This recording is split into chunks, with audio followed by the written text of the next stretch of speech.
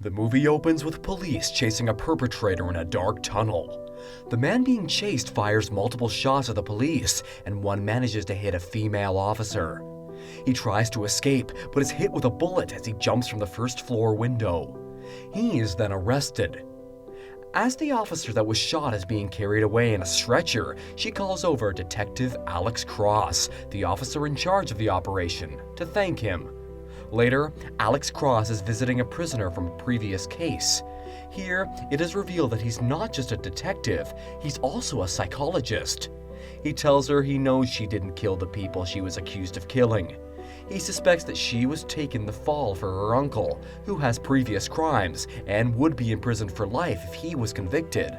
She denies this. At his home, Alex is watching his daughter play piano when her strict grandmother sternly tells her to go do her homework. At that moment, Alex's wife, Maria, arrives and tells him she has news. She doesn't tell him right away. Instead, they play a game where Alex tries to figure it out using clues. He sees a sonogram in the printer and finds out the news that she is pregnant with their third child. Meanwhile, we see a man in a suit walk-talking on the phone with a client. He is an assassin. He has been given $3 million to do a job. After confirming the money transfer, he walks into a fighting ring. He convinces the moderators to allow him to fight their heavyweight champion by betting $10,000 on himself. The moderator doesn't believe he'll win, so he takes the bet. He then walks into the ring and tells his opponent not to hit him in the face, but despite telling him that, his opponent punches him in the face. This angers the man, and, in a fit of rage, he beats him badly and even breaks his opponent's arm. After he wins the fight, he goes to a mansion to meet a beautiful woman. He tricks her into thinking he's going to make love to her and injects her with a poison which paralyzes her. He then tortures and kills her. Later that night, Alex gets a call about a new case, the torture and murder of a wealthy businesswoman. He calls his longtime friend and colleague, Thomas Kane, to help him investigate. When Alex calls, Kane is in the middle of an intimate moment with Monica Ash, who is also a member of their team. Kane leaves to meet Alex anyway. As he is getting dressed to leave, he tells Ash that their relationship has to be a secret until he knows it's real. On the way to the crime scene, Alex is telling Kane to end his relationship because it is dangerous and jeopardizes their lives. He also tells him that he's thinking about taking a job at the FBI because he has better benefits and hours. He tells him about his new baby, saying he needs a better job now that he has a wife and 3 kids. When they arrive at the crime scene, they see that there are 4 murders, one of them being the beautiful woman seen earlier. Alex uses his sharp intuition to deduce that the crimes were committed by a single individual, a very skilled one. Alex concludes that the killer is a psychopath, as he tortured the woman by cutting off all 10 of her fingers. They deduce that he tortured her to get information on her laptop, but he must have enjoyed it too. This suspicion is confirmed when they find a drawing of the murder scene made by the killer inside one of the rooms. Because of this, they nickname the killer Picasso. Inside a safe hidden behind the walls, they find a backup hard drive. The information they find in the hard drive and a hidden message in Picasso's drawings gives them clues to the killer's plans. The initials EN and GM are hidden in the drawing, which stand for Eric Neumacher and Giles Mercier, Picasso's next targets. The 3 detectives go to the first target's workplace, but Eric and his security staff refuse to let them in, saying their building is impenetrable. An alarm blares, and this concerns them. Picasso has gotten inside the building through the water pipes. He assembles his firearm and starts looking for his target. Inside Eric's office, Ash and Kane have locked the doors and are preparing to protect him. Eric is disobeying their orders and even locks the security door, separating Kane and him from everyone else. In the building's hallways, Picasso has killed 3 bodyguards and is making his way to Eric's office when Alex finds and stops him. Picasso detonates an explosive to avoid being captured. Hearing this, Kane forces Eric to open the security doors and runs to find Ash. He finds Picasso and manages to hit him in the shoulder with a bullet. He escapes using the sewage pipes.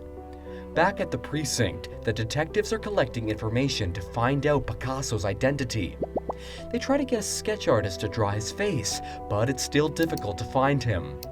Alex has figured out that he was in the military, but is now an assassin. They decide to treat Picasso like a sociopathic killer with a narrow focus and proceed with the case. The next morning, they go to see Picasso's other target, Mercier. They arrive at his mansion and are greeted by his assistant, a beautiful Japanese woman. Mercier enters along with Eric and introduces himself. Alex asks Mercier if he knows who would want to kill him and why. Mercier doesn't know, but he tells Alex he doesn't want to die. Their meeting with Mercier didn't give them any new information. Later, Ash arrives home with case documents, which she rushedly put down on a table before she goes into her bathroom. Picasso, who has broken into her house, steps out of the corner and slowly heads in her direction. Elsewhere, Alex is having dinner with Maria. Maria is talking about how it would be a big change if Alex decided to work for the FBI, saying it would uproot their kids' school and her work to move to DC. Alex gets a call from Ash, but when he answers it, it is not Ash, but Picasso who has called. Picasso sends him a picture of Ash, who he has tortured and killed, and taunts him. Alex is shocked, but manages to ask Picasso questions to figure out his identity. He taunts and insults him. As Picasso is talking on the phone, we see that he is in the building next to where Alex is, and is setting up a gun aimed right at Alex. He continues to taunt him. Getting angry now, Picasso tells Alex what a pretty wife he has, shifting his gun to point at Maria. Alex realizes what is happening and he runs to warn Maria, but Picasso fires a shot right at her chest. Alex holds Maria in his arms and tells people nearby to call an ambulance, but there is nothing he can do. She dies in his arms. At Maria's funeral, Alex is listening to a choir singing, and Picasso is in a car across the street, frantically drawing a sketch of Alex. After the ceremony, Kane and Alex are talking about the case. They have new information about the drugs that Picasso uses on his victims. They are both determined to catch the man that killed their loved ones. Alex's mother interrupts them to tell him to comfort her while she's crying. He is holding his daughter while she's crying when he gets a call from Picasso.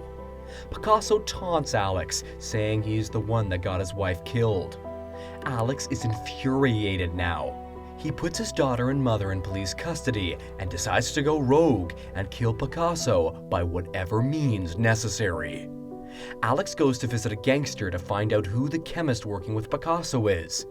He tries to bribe the gangster with evidence they have against him, but when that doesn't work, threatens to have him killed. After they get the name and address of the chemist, they find him and torture him to obtain information about Picasso. They are able to find the car Picasso uses and track it. After they figure out where Picasso is going, they learn that Mercier is going to the same location to give a conference. That must be where Picasso plans to kill him. They arrive at the building with backup, ready to take Picasso out. Meanwhile, Picasso had left his car in a parking lot and decided to take the train instead. Some other passengers on the train are teasing him, but he ignores them. He is preparing for his plan and hacking into the train's electrical system when they keep bothering him. He gets annoyed and shoots them, killing 2 of them and injuring another. At the front of the location of the conference, Alex and Kane are standing, talking to their chief. The chief notices that they are both angry and emotional and decides to take them off the case. Right at this moment, the train Picasso is on passes by the building. He fires a bazooka at the gate of the building, causing a massive explosion. He then gets off the train, gets another car, and drives to his next location. Seeing the explosion, Alex and Kane decide to ignore the chief's orders and go after Picasso. They are driving and trying to figure out where Picasso might be when they collide head-on with Picasso's car. When he sees Picasso running into a nearby building, Alex grabs a shotgun and gets out of the car quickly to follow him. As Alex gets into the building, he sees a figure rush by and fires shots. He runs out of shells and switches to a small handgun. Meandering through the old building, Alex doesn't see that Picasso is above him. Picasso jumps from the roof, hitting Alex with a metal bar. Alex loses his gun and, both unarmed, they begin an intense fist fight. A punch from Picasso sends Alex falling, landing badly on his back on unstable ground. Picasso takes this opportunity to overtake him. As Picasso prepares to inject Alex with a needle, Alex gets a switchblade from his pocket and stabs Picasso in the chest. This makes the ground beneath them break, causing both of them to swing high above a parking lot below. As they fall, Picasso slips and holds Alex's foot. Alex kicks Picasso, making him fall to his death. Kane arrives at this moment and pulls Alex back to safety. Later, Alex has returned to the office and has finally figured out the case. He is talking on the phone with Mercier. It turns out that Mercier was behind all of it. He hired Picasso to commit the murders in order to fake his death, so that he could escape to another country. His assistant had given Alex this information in exchange for his immunity. She told Alex that had problems with the government and had the other two people killed to make sure the information didn't get out. She also told Alex where Mercier was hiding in Indonesia. At his hiding place, Mercier doesn't deny what Alex is saying. He tells Alex he did what needed to be done, but he never meant for his wife to get hurt. This doesn't change Alex's anger towards him. He tells him that he is an arrogant bastard and that he is responsible for Maria's death. Alex tells him he has planted drugs in his living room and sends the local police to arrest him. The punishment for drug smuggling in Indonesia is death by firing squad. Alex tells this to Mercier, and he smiles. He watches through a live camera as Mercier is arrested, feeling content at finally finishing what he set out to do. The film ends with Kane driving Alex home.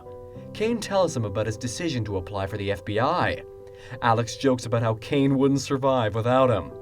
Alex thinks about it and decides to apply himself. They both laugh as they look forward to a more stable life. Alex walks into his home and embraces his mother and daughter. They are both happy to see him alive. Don't forget to like this video and subscribe to our channel. Thanks for watching.